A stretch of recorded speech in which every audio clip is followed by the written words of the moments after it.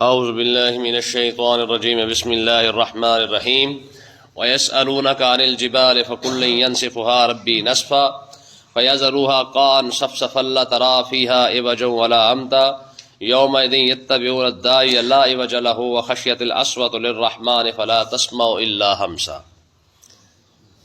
اب یہاں پہ کیونکہ قیامت کی بات پیچھے ہوئی ہے اور قیامت کے متعلق باتیں چل رہی تھی، تو اللہ تعالیٰ نے ارشاد فرمایا قیامت والے دن لوگ کہیں گے کہ ہم تو بھائی ایک دن اس زندگی کا بڑی مشکل سے گزارا ہوگا اور ہماری زندگی ختم ہو گئی ہے۔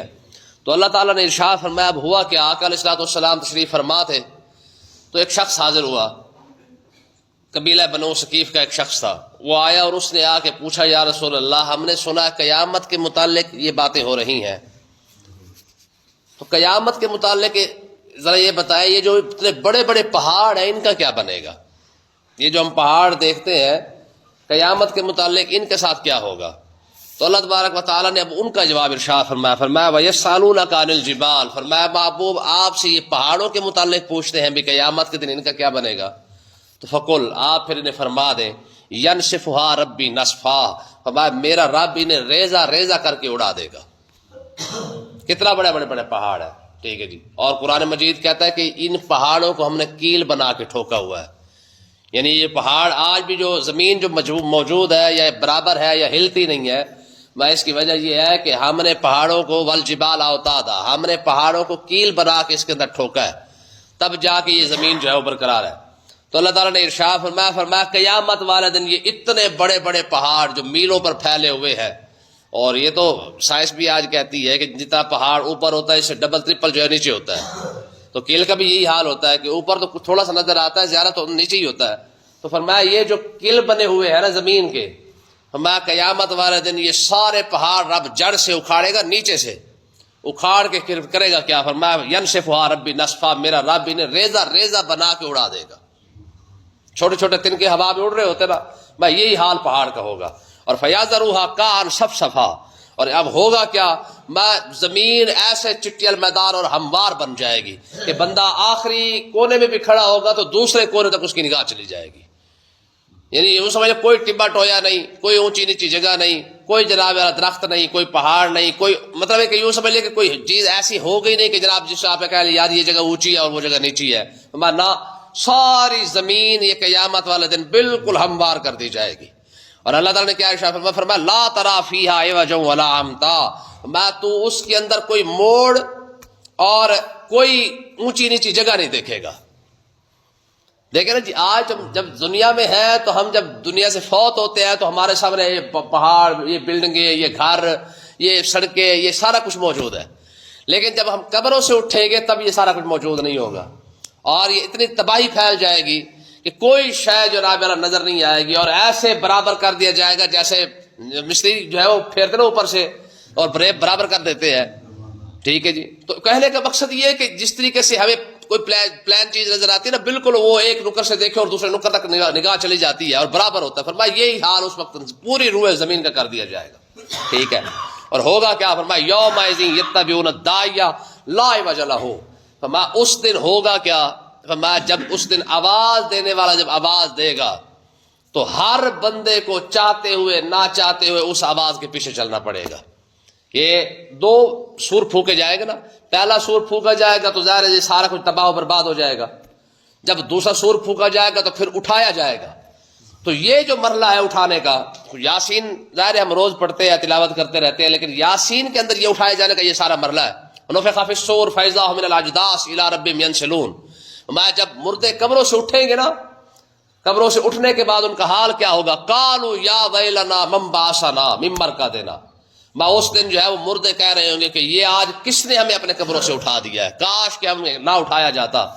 تو فرمایا کہ جب نیک لوگ ہوں گے جب قبروں سے باہر نکلیں گے تو وہ کہیں گے ھذا ما وعد الرحمن وصدق المرسلون، فرمایا یہی تو وعدہ جو اللہ تعالیٰ نے کیا تھا اور رسولوں نے سچ فرمایا تھا، ٹھیک ہے۔ تو مطلب کیا ہے کہ قیامت کے دن یہ جو اٹھنے کا معاملہ ہے، جب یہ اٹھیں گے تو مختلف لوگوں کی مختلف حالتیں ہوں گی، کچھ لوگ ایسے ہوں گے جو خوشی خوشی چل پڑیں گے، وہاں پہ یہ تو نہیں ہوگا کہ کہاں جا رہا ہے کیسے جا رہا ہے، وہ خود بخود ہی پتہ چل جائے گا۔ اور کافروں کو کیسے اٹھایا جائے گا؟ میں کافر جب اٹھ کے آئیں گے، چاہے ان کی قبر ہے یا جو کچھ بھی جہاں بھی کوئی مرا ہوا ہے، تو جب وہ اٹھ کے آئیں گے تو ان کے پیچھے آگ لگا دی جائے گی، وہ آگ ان کے پیچھے پیچھے ہوگی اور وہ آگے آگے بھاگتے رہیں گے، تو آگ انہیں بھگا بھگا کر جو ہے وہ میدان محشر کے اندر لے آئے گی۔ اور سب سے پہلے حضور علیہ الصلوۃ والسلام نے ارشاد فرمایا پھر اس دن جب میں آؤں گا تو پھر میری جو شان ہوگی وہ تو الگ ہی ہوگی نا۔ لقد جئتمونا فرادا کما خلقناکم اول مرہ، آپ دیکھیں اللہ تعالیٰ نے ارشاد فرمایا جیسے ہم نے تمہیں پیدا کیا ہے ویسے ہی تم نے اٹھ کے آنا ہے، یعنی ننگے دھڑنگے، کوئی کپڑا نہیں، کوئی حساب کتاب کوئی نہیں۔ اما عائشہ صدیقہ کے سامنے حضور نے ارشاد فرمایا عائشہ ایسے ہی اب رب کی بارگاہ میں پیش ہونا ہے، تو اما عائشہ صدیقہ نے عرض کی یا رسول اللہ اگر ایسے ہی پیش ہو رہا ہے تو پھر پردے کا کیا بنے گا؟ تو اللہ تعالیٰ نے حضور علیہ السلام نے ارشاد فرمایا عائشہ اس دن کسی کو ہوش بھی ہوگا کہ دوسرے کی طرف دیکھ سکے، میں یہی پردہ ہوگا کہ اس دن رب کا جلال اتنا زیادہ ہوگا کہ کوئی بندہ کسی کی طرف آنکھ اٹھا کے دیکھ، سوال ہی پیدا نہیں ہوتا، مجال ہی نہیں کہ جناب کوئی بندہ آنکھ اٹھا کے دے سکے، ٹھیک ہے۔ حضور نے خود ارشاد فرمایا قیامت والے دن ایسے لوگ کھڑے ہوں گے جیسے پیدا ہوئے ہیں۔ اب بتائے چلو مرتے ہوئے کفن تو نصیب ہو رہا تھا، اٹھتے ہوئے تو وہ بھی نصیب نہیں ہو رہا، اس سے بڑی کوئی بات ہو سکتی ہے؟ آپ جب مرے ہیں چلو کم سے کم کسی نے، دوست نے، گھر والوں نے، رشتہ داروں نے، کسی نہ کسی نے چلو کپڑا تو دے دیا، دو کپڑوں کے اندر تو لپیٹ کے چلو یار پردہ رہ جائے، ٹھیک ہے، یہ عزت تو دی ہے۔ اٹھتے وقت تو وہ کپڑا بھی ساتھ نہیں ہے، نہ کہ شاباش بھی آ جاؤ، ایسے ہی آ جاؤ، ٹھیک ہے۔ اور پھر ہوگا کیا؟ حضور نے ارشاد فرمایا واحد صرف حضور کی ہستی ہے، قال فاقصى حلۃ من حلل الجنہ، حضور ارشاد فرمایا قیامت برپا کرنے سے پہلے اللہ تعالیٰ جبریل علیہ السلام کو فرمائے گا یہ مشکات پاک کے اندر حدیث پاک ہے، فرمائے گا جبریل پہلے جنت میں جا، قال فاقصى حلۃ من حلل الجنہ، جنت کے کپڑوں میں سے، جوڑوں میں سے ایک جوڑا اٹھا کے میرے محبوب کے دربار میں لے جا، ٹھیک ہے۔ اور پھر ہوگا کیا؟ حضور علیہ السلام کی بارگاہ میں جا کے یہ جوڑا، یہ کپڑے پیش کر کے عرض کر کہ یا رسول اللہ یہ جبہ، یہ کپڑے پہن کے پھر آپ قبر سے باہر تشریف لے کے آئے، صرف حضور کی یہ شان ہے۔ ثم اقوم عن یمین العرش لیس احد من الخلائق یقوم ذلک المقام غیری، حضور نے ارشاد فرمایا میں اس دن جب آؤں گا نا، میں آ کے عرش کی دائیں طرف کھڑا ہو جاؤں گا، لیس المقام یقوم ذلک المقام غیری، میں اس دن پھر جہاں میں کھڑا ہوں گا پھر وہاں اور کوئی بندہ کھڑا نہیں ہو سکے گا، ٹھیک ہے۔ تو یہ صرف اور صرف پوری بزم معاشر کے اندر صرف ایک ہی ہستی ہے، وہ حضور کی ہے جو کپڑے کے اندر کھڑی ہوئی ہے، باقی سارے ایسے کھڑے ہوئے ہیں۔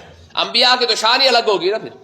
تو بہرحال اللہ تعالیٰ نے ارشاد فرمایا یومئذ یتبعون الداعی لا عوج لہ، فرمایا اس دن جب کسی کو آگ دھکیل کے لائے گی، کوئی خود دوڑ کے آ رہے ہوں گے، کوئی مجبوراً آ رہے ہوں گے، تو آنا سب کو وہیں پہ پڑے گا۔ اور وخشیت الاصوات للرحمن، میں اس وقت ہوگا کیا؟ میں رحمان کے ڈر کی وجہ سے، خوف کی وجہ سے آوازیں بالکل ہلکی ہو جائیں گی، کوئی بندہ کسی سے بات نہیں کر سکے گا، آنکھ اٹھا کے نہیں دے سکے گا، ٹھیک ہے جی۔ فلا تسمع الا ہمسا، میں صرف ہلکی ہلکی آواز میں ایک دوسرے، وہ بھی ہونٹ ہل رہے ہوں گے کہ یار کہاں جا رہے ہیں، کیا بننے والا ہے، کیا فیصلہ ہونے والا ہے۔ اور آگے جا کے میں 40 سال تک تو ویسے ہی کھڑے رہیں گے، کسی سے کوئی بات ہی نہیں ہوگی، اندازہ کریں، رب بات ہی نہیں کرے گا، کلام ہی نہیں کرے گا، 40 سال تک کوئی بات نہیں، کوئی کلام نہیں، اور کسی کو اجازت نہیں کہ بیٹھ جائے، چاہے بڈھا ہے، چاہے بچہ ہے، چاہے کوئی بھی ہے، سارے کے سارے کھڑے ہوئے ہیں۔ آج تو 2 منٹ نہیں کھڑے ہو سکتے نا، اور یہ گٹے گوٹے درد کر دینے، قیامت والے دن رب کو یہ کوئی نہیں کہ یہ ساڑھے گوٹے درد کر دینے۔ یہاں تو 5 منٹ رب کی بارگاہ میں رب کے سامنے نہ کھڑے ہو سکے، وہاں تو رب اپنے سامنے 40 سال کھڑا کر دے گا۔ اور مجال ہے کوئی یہ کہہ دے کہ جناب ہمارے گوڑے کام نہیں کرتے، اور 40 سال کے بعد کیا ہوگا؟ فرمایا پھر ایک آواز گونجے گی، فرمایا لمن الملک اليوم، آج کس کی بادشاہی ہے، ٹھیک ہے۔ اور دوسرے الفاظ حدیث پاک کے الفاظ یہ ہے این المتکبرون این الجبارون، فرمایا وہ جو تکبر کرنے والے، میں کرنے والے تھے، ٹھیک ہے، وہ کہاں ہے؟ وہ بڑے اب اپنے آپ کو چودھری کہنے والے، فن خاں سمجھنے والے اپنے آپ کو، وہ ایم این اے، وہ ایم پی ہے، وہ بڑے بڑے چودھری راٹھ، کدھر ہے سارے؟ این المتکبرون، وہ تکبر کرنے والے کہاں ہے؟ میں یہ آواز بھی 40 سال تک گونجتی رہے گی اور کوئی آواز نہیں۔ پھر خود ہی 40 سال کے بعد آپ فرمائے گا لمن الملک اليوم للہ الواحد القہار، آج ایک ہی بادشاہ کی بادشاہی ہے، آج کوئی نہیں، ٹھیک ہے.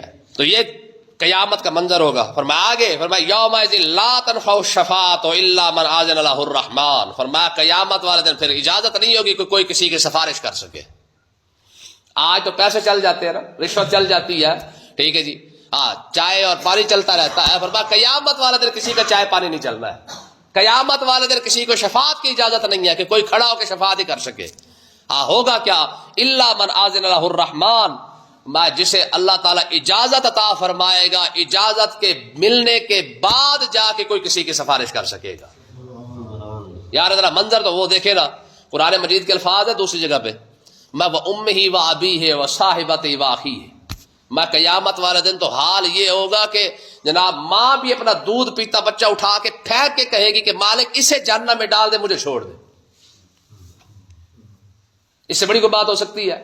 عیسیٰ علیہ السلام اور حضرت سیدہ مریم صدیقہ سلام اللہ علیہ کا مکالمہ یہ قرآن پاک کے اپنا حدیث پاک میں موجود ہے کہ عیسیٰ علیہ السلام کو والدہ کہیں گی، جناب مریم صدیقہ کہیں گی عیسیٰ آج میری سفارش کر، تیری وجہ سے مجھے بڑے تانے سہنے پڑے ہیں، بڑی باتیں کی لوگوں نے مجھ پر، ٹھیک ہے. یا اخت ہارون ما کان ابوک امرأ سوء وما کانت امک بغیہ. لوگوں نے کہا مریم تیرے تو باپ ہی ایسا نہیں، تیری ماں ایسی نہیں، تیرا خاندان ایسا نہیں، تو نے یہ کیا کیا ہے؟ تیری خاطر مجھے اتنے تانے برداشت کرنے پڑے ہیں، وہ تو میں نے کر لیے، آج میری سفارش تو کر. حالانکہ جناب مریم کی شان ہی الگ ہے، ٹھیک ہے جی. اللہ تعالیٰ نے ارشاد فرمایا ہم نے اسے پوری دنیا کی جہان کی عورتوں پر فضیلت عطا فرمائی ہے، لیکن وہ معاملہ الگ. لیکن قیامت کا یہ مرحلہ بھی ہے کہ جناب مریم کہہ رہی ہے عیسیٰ میری سفارش کر، اور عیسیٰ علیہ السلام پتہ کیا کہہ رہے ہیں، ما اکلمک الا نفسی. اما آج کسی کی سفارش نہیں، آج رب صرف اور صرف مجھے جنت عطا فرما دے، یہی بڑی بات ہے بس. یہ مرحلہ بھی آئے گا قیامت کے دن کہ جب رب انبیاء سے پوچھے گا یوم یجمع اللہ الرسل فیقول ماذا اجبتم. رب رسولوں سے نبیوں سے پوچھے گا ہاں بھائی کیا کر کے آئے ہو، تو فیقول ماذا اجبتم. رب کے جلال کی وجہ سے انبیاء کہیں گے پروردگار ہمیں کوئی پتہ نہیں، تو ہی بہتر جانتا ہے. قالوا لا علم لنا. کوئی سوچ سکتا ہے نبی یہ کہیں گے، ٹھیک ہے. اور ہوگا کہ آگے دیکھیں فرمایا الا من اذن له الرحمن. فرمایا رحمان جو ہے وہ جس کو اجازت عطا فرمائے گا صرف وہی شفاعت کرے گا. ورضی له قولا. رب جس کی بات پسند کر لے گا صرف اور صرف اسی کو اجازت ملے گی کہ آج تو جس کے آ کے سفارش کرنا چاہتا ہے آج آ کے تو سفارش کر لے. پھر ہوگا کیا، سب سے پہلے جو سفارش کرے گا جس کی شفاعت قبول ہونی ہے وہ تیرا میرا نبی ہے سب سے پہلے، ٹھیک ہے جی. حضور کی شفاعت سب سے پہلے ہے، حضور کی شفاعت کے بعد پھر شفاعت کا سلسلہ شروع ہو جائے گا، ٹھیک ہے جی. پھر نبی شروع ہو جائیں گے، پھر صدیقین، پھر شہداء، صالحین، اولیاء، پھر علماء، پھر استاد اپنے شاگردوں کے بارے میں، پھر جناب نیک والدین اپنی اولاد کے بارے میں، پھر اولاد جو نیک ہوگی وہ اپنے ماں باپ کے بارے میں، پھر اس طریقے سے چھوٹے بچے جو ہے وہ اپنے ماں باپ کے بارے میں، پھر شفاعت کا ایک لمبا چوڑا جو ہے وہ سلسلہ پھر شروع ہوگا. پھر ہر بندہ جس کو اللہ تعالیٰ اجازت عطا فرمائے گا کہ یہ بھی کر لے، یہ بھی کر لے، یہ بھی کر لے. پھر مولوی صاحب بھی کھڑے ہوں گے، ان سے بھی کہا جائے گا کہ چلو تو بھی سفارش کر. آج تو ہمارا مولوی کسی کام کرے نا، ٹھیک ہے. تو قیامت والے دن مولوی صاحب کو اجازت ملے گی کہ جناب آپ بھی آ کے سفارش کر لے. تو حافظ قرآن ہے تو وہ بھی 10 بندوں کی شفاعت کر رہا ہے، عالم دین ہے تو 70 بندوں کی کر رہا ہے، ٹھیک ہے جی. تو اس کا مطلب یہ ہے کہ قیامت والے دن پھر یہ شفاعت کا جو سلسلہ شروع ہونا ہے، ٹھیک ہے جی. پھر یہ اتنا لمبا چلے گا کہ جو کوئی استاد ہے تو شاگردوں کے بارے میں کرے گا، پیر ہے کامل ہو تو وہ اپنے مریدوں کے بارے میں کرے گا. اور ساری بات چھوڑے جو چھوٹے بچے، جو نابالغ بچے چھوٹے فوت ہو جاتے ہیں، قیامت کے دن یہ اپنے ماں باپ کے حق میں شفاعت کریں گے. بلکہ چھوٹے بچوں کے بارے میں آپ فرمائے گا جاؤ تم جنت میں چلے جاؤ، ٹھیک ہے. تو یہ عرض کریں گے پروردگار ہم نے ایسے نہیں جانا ہے، جو ہمارے ماں باپ دنیا میں ہمارے ساتھ تھے، چلو انہوں نے ہمیں پیدا تو کیا، نئی زندگی تھی ہماری اپنی جگہ پہ، ہمارے ساتھ ہمارے ماں باپ کو بھیجے گا تو ہم جنت میں جائیں گے، ٹھیک ہے. تو چھوٹے بچوں کی بھی شفاعت جو ہے وہ قبول کی جائے گی. اللہ پاک سمجھنے کی توفیق عطا فرمائے.